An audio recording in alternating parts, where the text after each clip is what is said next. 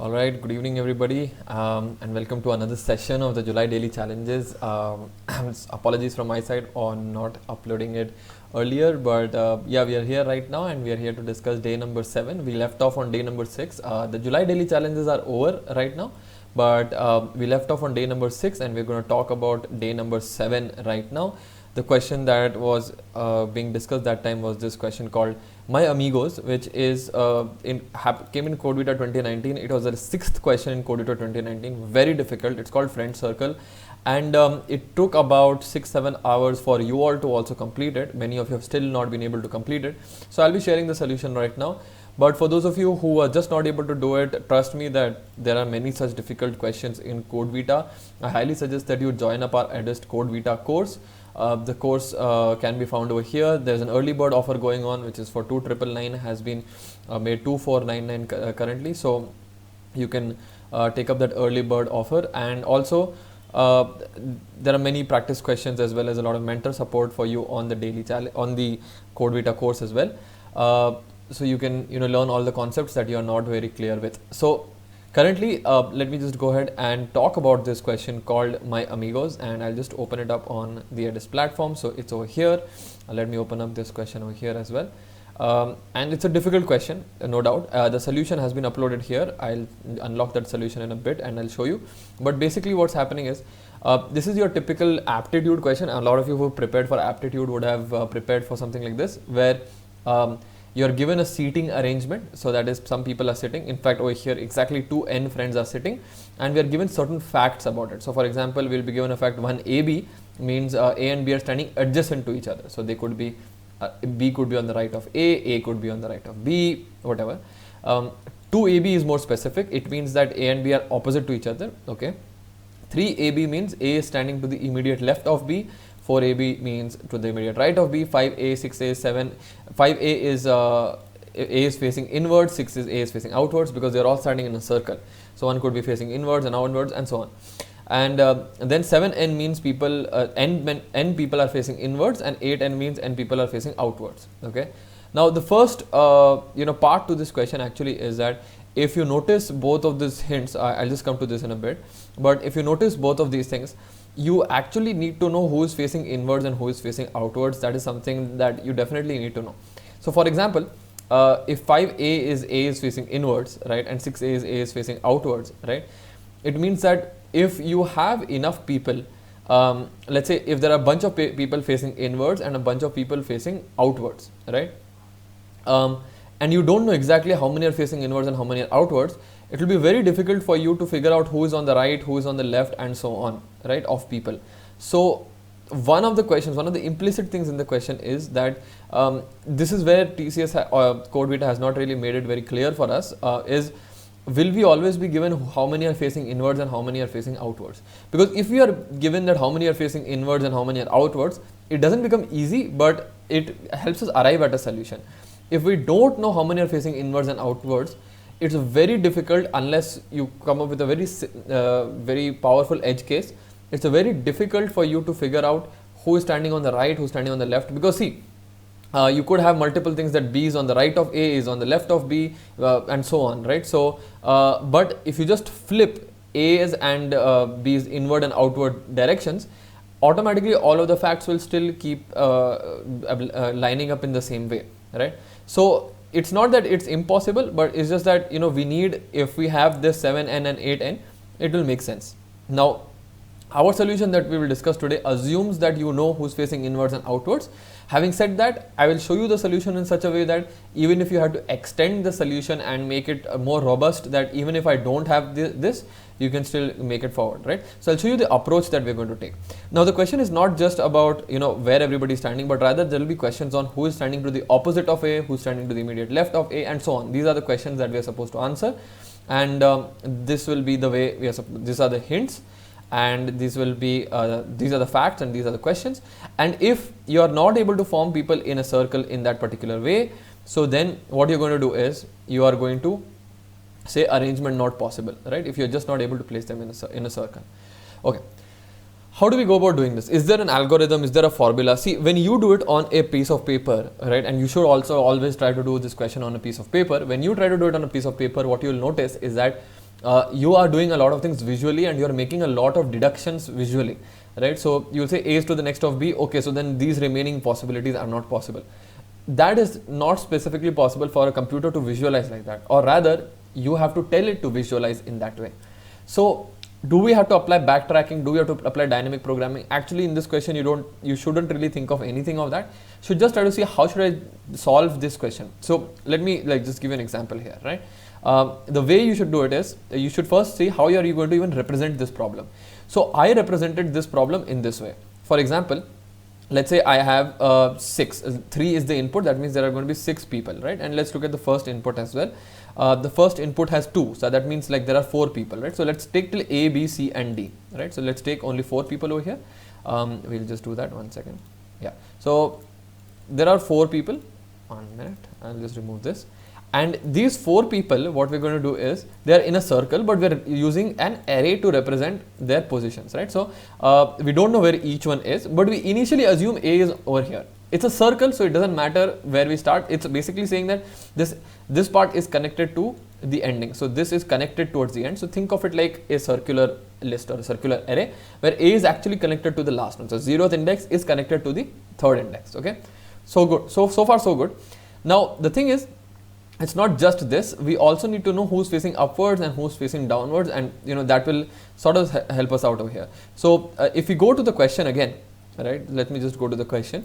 What it tells us is that we have 7, 2. What does 7, 2 mean? 7, 2 tells us n people are facing inwards. That means 2 people are facing inwards. Okay, that's a good thing for us. So we now know 2 people are facing inwards. Let's just write that down. 2 people inwards, right? I have written that down over here. So 2 people are inwards over here. We don't know who's inwards and who's outwards, but 2 people are inwards at this point. And again, it's just for 3. Okay. Now the next thing after that is the other. So why did we not do 2AB first? Why did we go to 7, 2? I'll come to that. But I said 2 people are facing inwards, and we also have 6D and 6C. So what does 6D mean? 6D means A is facing outwards. So that means D and C are facing outwards. From this, we can automatically deduce that, see, if D and C are facing outwards, 6D and 6C, right? And 6 means facing outwards. So 6D and 6C. So is that just, I'm just confirming? Yes, it's 6D and 6C. So yeah, this is outwards and D is also outwards. So automatically you can assume that A is inwards and B is also inwards, right? This is very, very important because our modeling of this entire thing is, if A is, we will consider A to be facing inwards if it's facing up, right? So you can assume, just visualize this like a circle. A is, if it is up, that is inwards. B down is outwards, right? That's what it kind of means. Now we already know A and B both are inwards, right? A and B both are inwards. C is outwards and D is outwards. Okay, all right. So far so good. Now the question becomes, where should we place the next ones? So the first thing what you could do is, A, we've arbitrarily placed it on the first index because like we don't really have any reason. We can place it on the first index. It's a circle. Everything is the same for us, right? And A is facing inwards as per the question. A is out inwards and B is inwards. Okay. Now let's look at all of the other, and for now you have only this one list. Okay. So don't even consider anything else. You have just this one list over here, right? Now what will happen is, let's just go further and look at the other hints. 2AB. What does 2AB mean to us, right? So 2AB means, 1 second. So 2AB means A and B are standing opposite to each other. Okay, so that's very good. In fact, let me just copy this entire input over here so that we don't have to keep going back and forth between the slides. 1 minute. Yeah, so this is the input that we have, right? And just increase font size. Okay, cool, right? So we have this. Currently, we have only this one list, okay? And what we are saying is 2AB means B is to the opposite of A, right? So that's what it means, that B is to the opposite of A. That's what the hint means. Hold on, yeah, I'll just keep that open. So B is standing opposite to each other. B is to the opposite of A. Now, if A's index is this, which means that B's index will be what? It will be over here because they have to be opposite. So the other thing you can note is that if one of them is at X, it's going to be X plus N by 2 or N, because 2N is the size of the list. that's the opposite spectrum. And if you want, you can just draw it and check. If somebody is at index 0, the one opposite to this person will be at index 2 if there are 4 people completely. If there are 6 people, that person will be at index 3. Okay, so we can now place B over here, right? So currently our possibility looks like this. A has been placed first, and then we placed B over here, right? 7 2 we already considered. Okay, now we'll go to 1AC. Why do we go to 1AC and why not to 6D? Well, we are trying to wrap up everything from A at once, right? So what does 1AC mean? 1AC means A and C are standing next to each other, right? So now we can interpret this in multiple ways, like C could be here or C could be here. We don't know when it could be. So we take this and we convert it into two possibilities. Till now we had just this one possibility, right? So what we'll do is, we'll imagine that this was the only possibility. Now we have two possibilities, okay? That is, we have two possibilities. One is if C was here, another one is if C was over here, okay?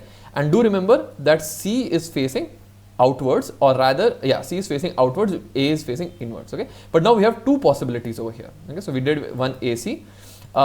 Next, 6D we have already processed, 6C we have already processed. We are only left with 4BD. 4BD is the only one we are left with. And what does 4BD mean to us? 4BD means A standing to the immediate right of B, which means BD would mean B standing to the immediate right of D. Okay, now this is very important. B standing to the immediate right of D. Okay, which means first of all that B and D are B is standing to the immediate right of D, which means that B is on the right side of D. Okay, so that's good. Which also means that if D is facing outwards, so if D is facing outwards, correct? If D is facing outwards, that means D will be placed either here or D will be placed here, right? If D is facing outwards, it means that the right of D is B, right? In this case, but in this case, the right of D becomes A. So that means this is the wrong one, okay? In both cases, it's possible to place D, but this is the wrong one because it gives us that the right of D has to be B, but now it's saying it's A. Assume just before this step, assume you had another one. Let's say something like this, right? I'm just saying for assumption's sake, it's not that we have, but assume it was something like this, right? Just because of some possibility, we got something like this. Let's say the moment you get 4BD, it tells us that this possibility is wrong because you cannot place D anywhere on the side of B, right? So if this was the case, we just discard this possibility and we say don't consider this for any new possibilities. So what did we say? D is facing outwards. D is facing outwards. D could be placed here or D could be placed here. And what we said was 4BD means that B is standing to the immediate right of D. So if B is standing to the immediate right of D, this is the case because D is facing outwards, right? D is facing down, right of D is B, then this one is not correct. So now we are done with all our hints and we are left with only one possibility. If you have given all of the possibility, if you are done with all your facts and you still have multiple possibilities, then arrangement is not possible. If you are finished with your facts and you have just one possibility left, that means arrangement is possible. Okay. Now let's try to answer all of the questions one by one. This question mark 2D, what does question mark 2D means, right? So question mark 2D, let's look at the answer here. Yeah. So question mark 2D means that who is standing to the opposite of D. Opposite of D is C, right? So opposite of D is C because D is over here, C is over here, right? So opposite of D is C. That's what we first get. The next 3C. Okay, what does 3C mean? 3C means who is standing to the immediate left of C. Okay, so who's standing to the immediate left of C? For that we need to know C's orientation. C is facing outwards. Immediate left of C would be B. Okay, because C is facing down because C is outwards, right? So C is facing down. So immediate left of C would be B over here. Okay. Then question mark 4B. What does 4B mean? 4B means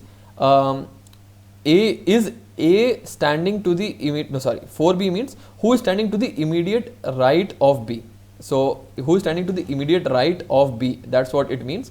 And in our case, where is B facing? Again, we have to look at B. B is facing inwards, immediate right of B is D. Okay, so immediate right of B is D. Then the next question is 5A and 6B. What does 5 mean? 5 means is A facing inwards and 6B means is B facing outwards. So 5A is A facing inwards, yes it is. 6B is A facing outward, B facing outwards, no. So we have y over here, and n over here, right? That is the answer for this question. And let's just look at the code as well. Sorry, the given question.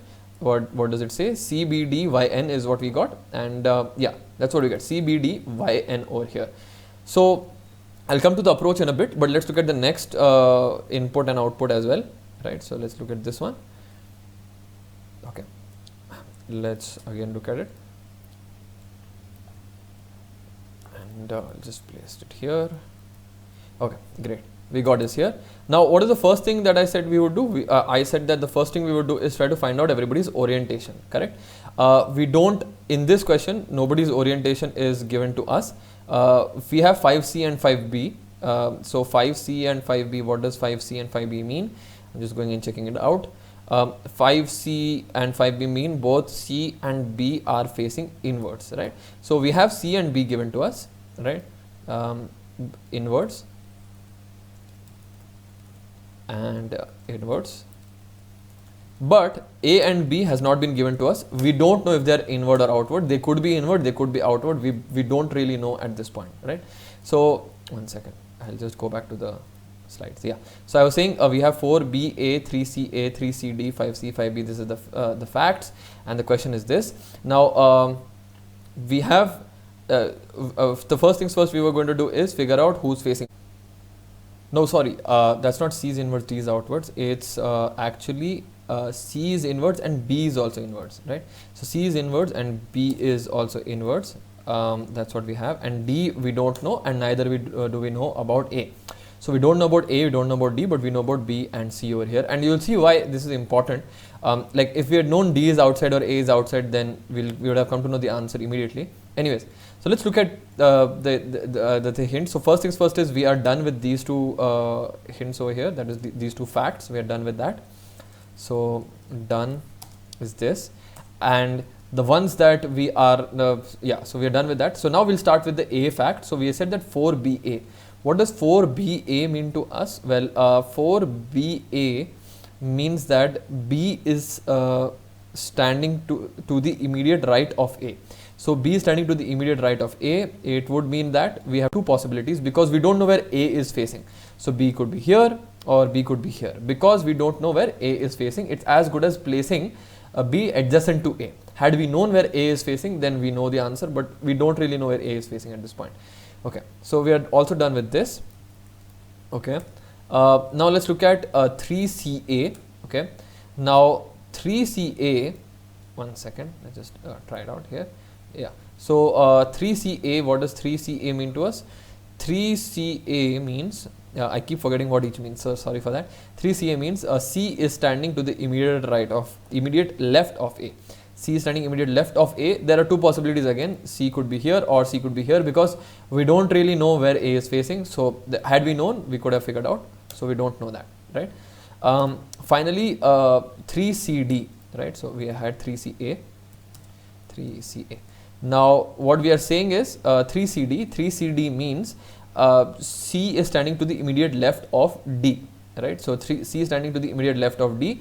Again, D could be here or D could be here, and we won't know because we don't know where D is facing. Had we known where D is facing, then we would have got our final solution.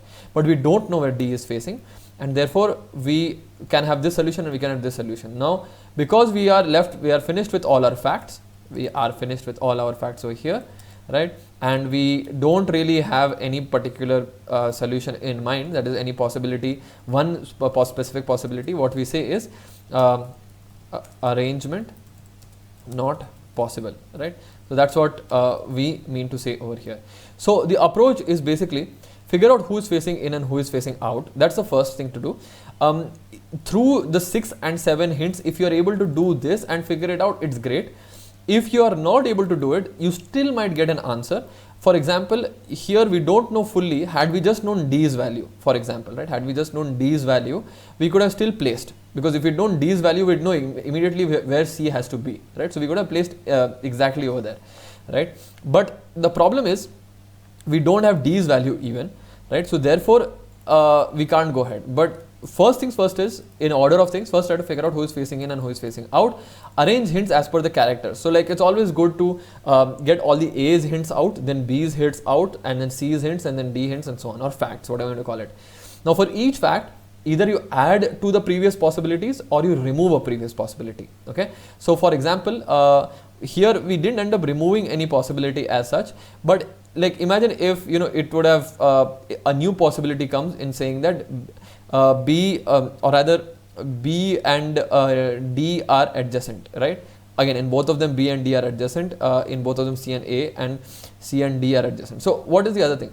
Probably if a new one came along saying that A is facing inwards and B is to the immediate right of A, right? We already know that B is to the immediate right of A, right? So if just one more fact came saying that A is facing inward, right? So if we came to know that A is facing inward somehow, that would be the first thing we would have done anyways, right? So then we would have placed properly. Any new conflicting fact comes, any fact comes that doesn't match up with our any given possibility, we remove that fact altogether, right? We remove that possibility altogether, and so that's what we'll keep doing. This is essentially what backtracking also does, but implementing this in a backtracking way is quite difficult. So I implemented it in a loops way, in an iterative way, which you can now. I'll just open up the solution and show you, and it is a really big solution. So let me just open up the solution, and obviously if you see the solution, you will lose certain points. So just be careful of that. So let me just guide you through step by step what each part of the solution does. Okay. Now first things first. Again, I told you it's a big solution. Whenever you're given a question or like this where you're supposed to figure out what this big code does, always start with the main method, right? So here what we are doing is we're taking the input, we are taking that it's 2 times the input, right? So that's what we are doing over here. We got the facts, we got the questions, and what we're doing is we're keeping a certain arrangement over here, right? This is our initial arrangement. It is of 2 n characters, right? Now first things first is what we want to do is calculate how many are inwards and how many are outwards, okay? And that's what we do through here. How many are inwards? If we get a 7, it will tell us how many are inwards, and if we come to know how many are inwards, then you just need to subtract from the total to find out how many are outwards, right? Similarly, if we have the outwards, we can figure out who's inward. If we get 5, then we know the direction of certain person, and if we get a 6, we know the direction of the other person. Now what we do is what I'm doing here is sorting all of the facts by alphabetical order. That means we'll first process A's facts, then B's facts, then C's facts, and so on, right? Now here what we're trying to do is, if let's say for example we know that there are 6 inwards and we have 6 possibilities, right? So for example, if inward known is equal to total inwards, that means that you know that there are 2 inwards and you know A and B are inwards. This automatically means that C and D have to be outwards. We automatically know this. So that is what this piece of code is trying to do. I won't explain it further, but you can just try out with a few pseudocode and you'll get it. Basically, if C and D we know are outward, and we know that there are only 2 outwards, then we have to automatically assign A and B and any other characters as inwards, right? So that's what this one is doing. Then what we do is we start with the first so we start with the first positionals facts. That this is what this one is doing, that is we are placing A in the first one. That this is what we're doing. We'll first place A somewhere, and for that A, what we are going to do is depending on the fact. So if it's like 1, we are going to place them adjacent. This is the place adjacent function. If it's 2, we are going to place them opposite. This is the place opposite function. 3 means place left, and 4 means place right. Okay, I'll come to each of the functions one by one, but we'll place them, and what we'll do is we'll return a new list of possibilities which will now be stored in the new possibilities. Now when we go next, let's say place adjacent told us that there are some 3-4 possibilities. We'll put that in possibilities over here. Now in the next one it says place opposite. We'll pass that possibilities into that, and we will return back the new set of possibilities, and we'll keep doing this again and again, right? Now if the length of the possibilities is not 1, that means that there are multiple or there are no arrangements possible. In that case we do arrangement not possible. If it is, then we'll try to answer each query, and this is the query answering part. Again, quite a big code. Just by query answering you can see how much time it's taking to answer the queries also, right? So this is what the query answering part is. Again, this is something you guys can do. I will just explain briefly in terms of each of these functions.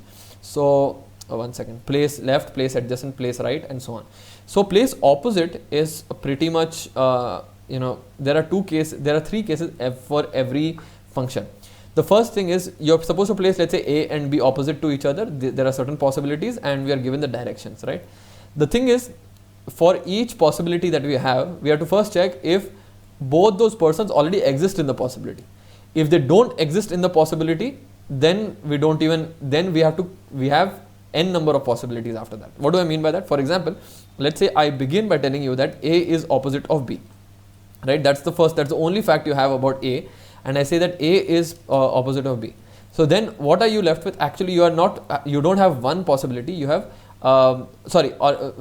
if I tell you basically A is opposite B, you have only this possibility. Let me just I'll just show you with more example. One second. Yeah. So if I tell you that, let's say, A is opposite of B, okay, so far so good. Let's say A is opposite of B, great. And I also tell you that C is opposite of D. Now you don't really know where to place C, right? So what you're going to get is you're going to get multiple possibilities over here, right? A opposite of B, fine, because we pegged A over here, but C opposite of D means what? So C could be here, which means C could be here, which means D could be here, or C could be here, which means D could be here, or C could be here, which means D could be here, and there's even one more possibility after that, right, which is this one. That means C could be here, which means D could be here, right? Right, so many possibilities are there, right? So we have to check that case, that if it already exists somewhere, that, like, for example, A we had already pegged, so then B has only one possibility, but C and D don't really exist, they're not pegged yet. So we have now generated 4 new possibilities, and that's exactly what we're trying to do over here, which means that if both of them are there in our current possibility, then we don't touch it, we just confirm are they opposite to each other or not. So if they already exist, just confirming. If either of them are there, if either of them doesn't exist, then we have to try all the possibilities over here, right? Otherwise, at least if one of them is there, right? One second, let me just I think the comment is wrong over here. Yeah, so if either of them doesn't exist, if either of them exists, that is what this means, not doesn't exist. If either of them already exists, then we'll just try to place them opposite of each other. However, if neither of them exists, then go through all the vacant spaces and keep opposite pairs. That's what this means. Go through all the vacant spaces and keep the opposite pairs. That is what we are trying to do here. Just what I showed you earlier. You can check this code out. Again, it's a long code, but you can check out what all is there. It's pretty long. Similarly, with placing left and placing right, what we'll first try to see is if they are not there, then what we should do is actually just place them adjacent, right? Because we don't know the direction. If we don't know the direction, we should just try to place them adjacent. If we know the direction, but neither of them are there, okay, then we know exactly how to place them, but we have to add all the possibilities over there, right? So that's what it is over here. We are adding all the possibilities over here. Otherwise, if one of them is there, then we know where to add them, right? So if one of them is there, we know exactly where to add them with respect to that, okay, right? So that is placing left, and similarly placing adjacent and placing right. It's a pretty big code, and it's very implementation heavy. It's just an implementation of what I described over here. That is, try to create new possibilities, and as a new fact comes up, check the previous possibilities, are they in line with our current facts, and if they are not in line with our current facts, remove them. If they are in line, try to improve them with the new facts. That is what you try to keep doing. Go through the entire code. It will take you a lot of time to understand the code, but that is how you actually understand these questions. So go through the entire code and try out a few questions, a few test cases yourself. Now the big question comes is, if this question had come to you in CodeVita and it takes you so long to write, then what should you have done? Well, the answer is, this is the 6th question. As it is, it's hardly necessary for you to complete the 6th question, that is the last question in CodeVita, to get to the next round. Typically speaking, you don't always have to complete all 6 to get to the next round, or at least to get an interview. However, some of you might be thinking, oh, this is such a difficult question. Isn't somebody who has a less difficult question at an advantage? So if they are at a different set and they got the 6th question, which is, I don't know, a little bit different, right? Would they not get an advantage? And the answer is yes, they would get an advantage. but there's only so much you can do at that point. Is there an easier way to solve this? There probably is an easier way. There's probably a more like, for example, we have made really big functions, so you can understand. You can actually reduce the functions way more into smaller and smaller lines, but you will not understand them as much. So I didn't want to do that. I wanted you all to learn them specifically. So coming back, this is one of those questions which if you get in CodeVita, generally ignore, try to finish the first 5 questions. And currently, should you be focusing on solving this question right away? The answer is, if you are really comfortable with all of the other questions that have come in these daily challenges, then you should go for this. If you are not at all, this should be your last priority to complete this kind of challenge. It was a Sunday when we released this, and we wanted you to spend your Sunday coding, and hence we had released this sort of a long challenge.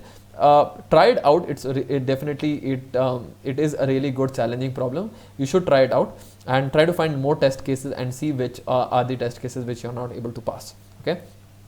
So yeah, just summing up, this was the challenge called My Amigos. So congratulations to everybody who was able to solve it. And just a reminder again, if you are weak at a concept or you want to try out learning all the concepts of CodeVita, you can sign up on our Edist CodeVita course. The link is also in the description below. If you're liking this series, please hit like on this video, share with your friends, and don't forget to subscribe.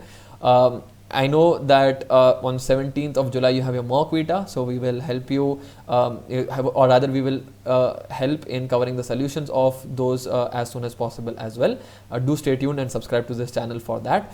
And wishing you all the best for the upcoming mock Vita, and also a lot of Edist CodeVita assessments. So if you are signed up on this course, you will get a ton of Edist CodeVita assessments, mock assessments, exactly like CodeVita. So do sign up and practice on those as well. Thanks everybody for joining in today, and I'll see you all next time. Thank you.